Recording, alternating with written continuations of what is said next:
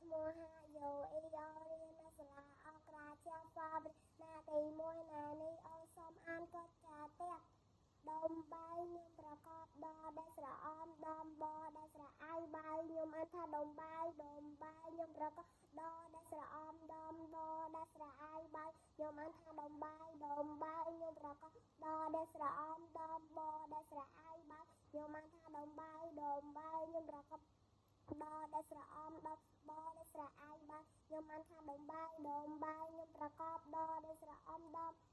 ដែលស្រអាយបាយខ្ញុំអានថាដុំបាយខ្ញុំប្រកបដល់ដែលស្រអមដំបដែលស្រអាយបាយខ្ញុំអានថាដុំបាយខ្ញុំប្រកបដល់ដែលស្រអមដំបដែលស្រអាយបាយខ្ញុំអានថាដុំបាយខ្ញុំប្រកបដល់ដែលស្រអមដំបដែលស្រអាយបាយខ្ញុំអានថាដុំបាយប៉ោប៉ែខ្ញុំប្រកបអសប៉ោ